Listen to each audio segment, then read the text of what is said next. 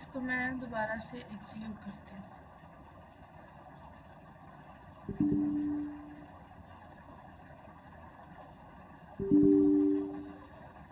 क्या हुआ इसको?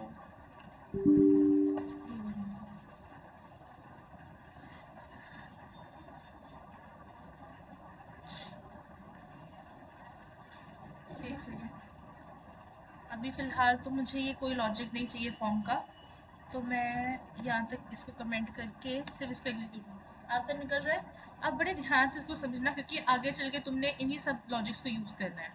इस इंडेक्स के अंदर हमने किया क्या, एक फंक्शन बनाया ऐड नाम का। उसके अंदर हमने दो पैरामीटर्स को पास कर दिया और उसके अंदर हमने लिखा sum is equal to a plus B.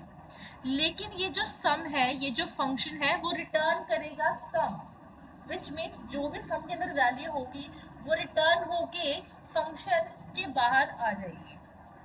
और जब फंक्शन के बाहर आई तो हमने इसको कॉल किया वैल्यूज देके, रैंडम वैल्यूज देके। जब हमने कॉल किया तो पूरे फंक्शन कॉल को हमने किसी में स्टोर करवा दिया। तो देख पा रहे हो, पहले रिटर्न करवाया क्योंकि वैल्यू निकल के आए, फिर जो वैल्यू निकल गई उसको स्टोर करवा दिया, उसको फिर प्रिंट करा दिया। ये थोड़ा लंबा प्रोसेस था, है ना, लंबा प्रोसेस था। जो आपने पहले करा था उसको इसमें फ़र्क क्या है, कहते हैं अब आप पहले क्या था, आप कहीं पे कुछ स्टोर नहीं कर रहे थे, लिया प्रिंट कराया गया। अब हमें वैल्यूज भी चाहिए, और इन केसेस में we don't know the values. अभी यहाँ तो वैल्यू पता चल गई थी। चलो मैंने कहा कुछ ऐसा कंसेप्ट हो कि a इज इक्वल्स टू, अगर मैं यहाँ पे लिख दूँ पार्स इंट यहाँ पे, और मैं यहाँ पे लिख दूँ अगर प्रॉम्प्ट, ठीक है जी। एक काम करो, एंटर करो वैल्यूज, और b के लिए भी सेम प्रोसेस होगा, और यहाँ पे भी जाएगा प्रॉम्प्ट, एंटर सेकेंड वैल्यू।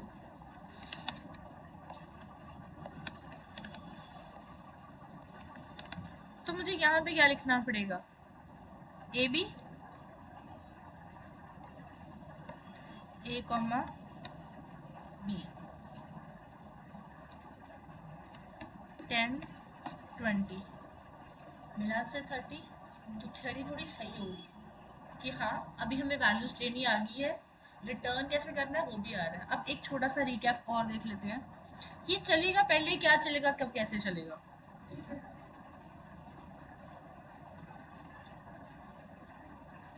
बड़े ध्यान से समझना। सबसे पहली चीज क्या चलेगी, ये लॉजिक।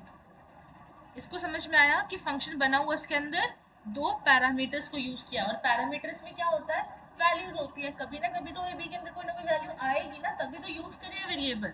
जब इसकी बॉडी के अंदर आएगा तो उसको समझ में आएगा कि जो भी वैल्यू होगी, फिलहाल दोनों ही क्या है, जीरो पे है, तो zero plus zero is equal to zero. तो सम क्या रिटर्न करता है, ये फंक्शन पूरा क्या रिटर्न करता है, स्टोर कहाँ पे है, सम के अंदर ना, तो सम यहाँ पे रिटर्न हो रहा है। इस फंक्शन के बाहर इसको क्या कराया जाता है, दो वैल्यूज का इनपुट लिया जाता है। अब वो वैल्यूज कौन सी है, ए और बी है।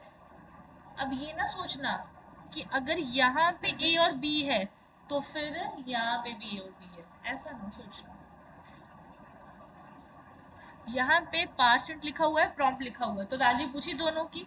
अब यहाँ पे ए बी लिख दिया, और यहाँ पे पूरी फंक्शन कॉल आ गई। पूरी फंक्शन कॉल को जो भी रिजल्ट मिलेगा, अरे ये फंक्शन कॉल क्या कर रही है, दो नंबर एक्सेप्ट कर रही है, दोनों को ऐड कर रही है, और एडिशन को रिटर्न करवा रही है इस वेरिएबल में। फिर हमने इस वेरिएबल को यहाँ पे प्रिंट करा दिया, तो हमें एडिशन मिल गया, ठीक। लेकिन मैंने एक लॉजिक कहा, मैंने कहा कि अगर यहाँ पे एक्स वाई होते तो क्या होना था, क्या तो भी सेम होना था, 30 30 मिला आंसर 60। तो वेरिएबल्स में कोई फ़र्क तो होगा ही फॉर श्योर। पढ़ते हैं क्या, ये जो वेरिएबल्स थे जो एक फंक्शन में यूज होते हैं, फंक्शन की डिक्लेरेशन मैंने समझाया था, इसको फंक्शन डिक्लेरेशन बोलते हैं, इनको बोला जाता है फॉर्मल पैरामीटर्स, पैरामीटर्स।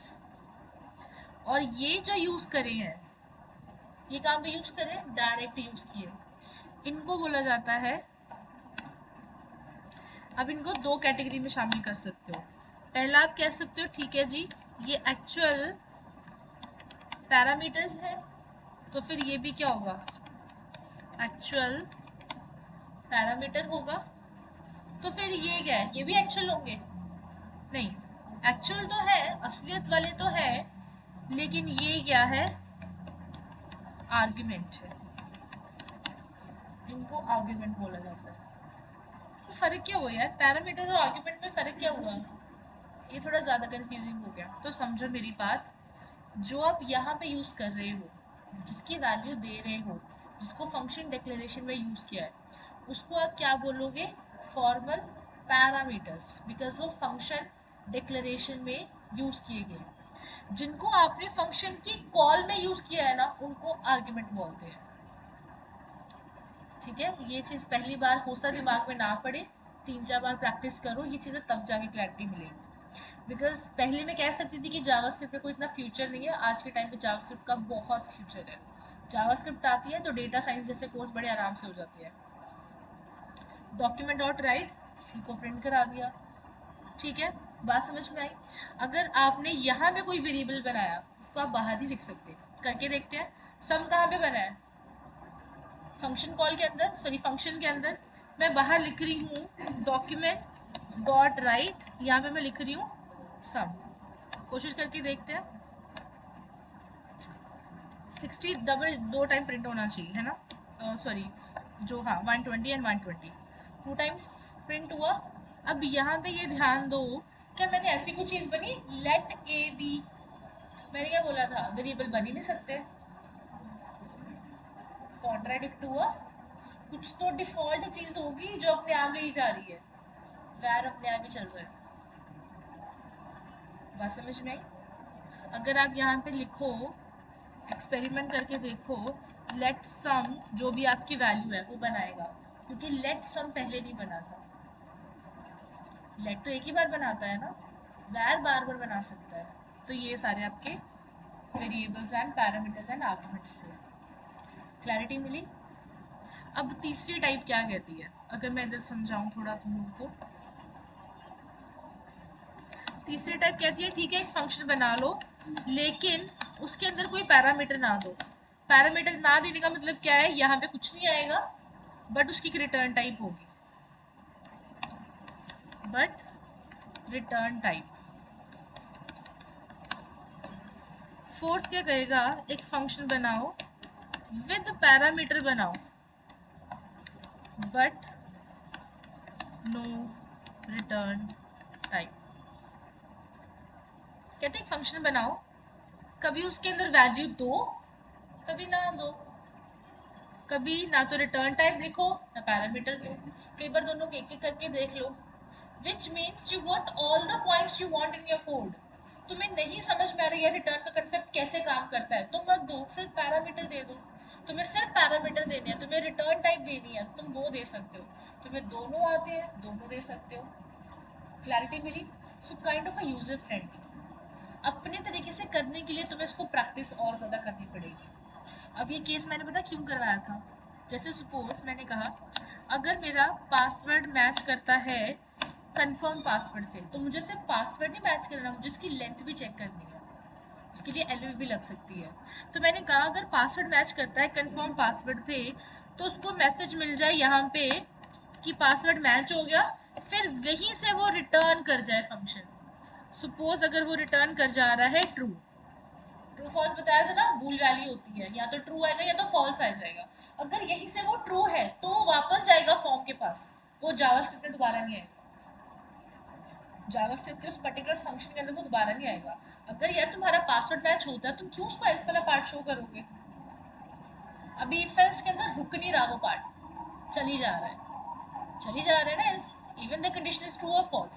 पहला मैंने क्या बताया था कि हमारा कंसेप्ट स्ट्रॉन्ग ये लगा, उसके अंदर हमारे पास ठीक से डेटा नहीं पिक हुआ, क्योंकि हमने फॉर्म ही नहीं लगाया था। हमने फॉर्म लगा के भी देख लिया, फिर भी हमें डेटा नहीं मिला, फिर भी एल्स पार्ट चल रहा था, क्योंकि उसको वैल्यू नहीं मिली। वैल्यू निकाल के देख ली तो उसके पास वो वहाँ रुका नहीं, वो रिटर्न नहीं हुआ फॉर्म के अंदर। क्लैरिटी मिली? बात समझ में आई? तुम लोगों ने आज का तुम्हारा टास्क क्या है, मैं एडिशनल टास्क कुछ नहीं दूंगी, ये जो प्रॉब्लम है ना पासवर्ड कंफर्म पासवर्ड वाली, कोशिश करो खुद से सॉल्व करने के लिए।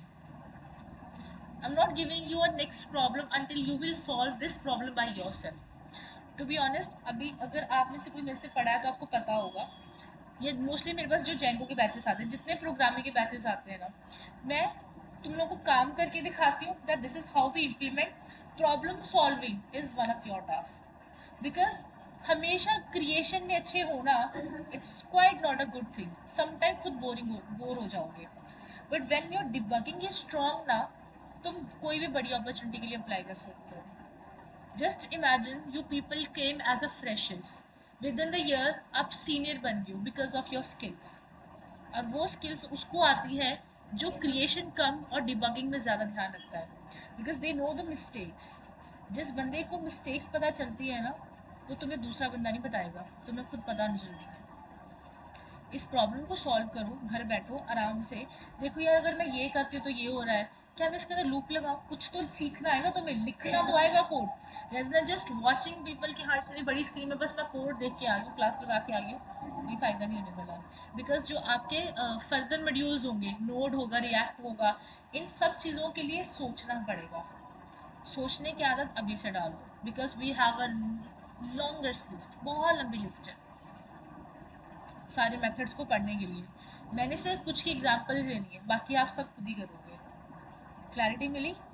हो जाएगा। खुद से कोशिश करके आना कल। बात समझ में आ गई? चलो, और अगर कहीं जा भी रहे हो तो प्लीज़ इसको स्किप ना करना।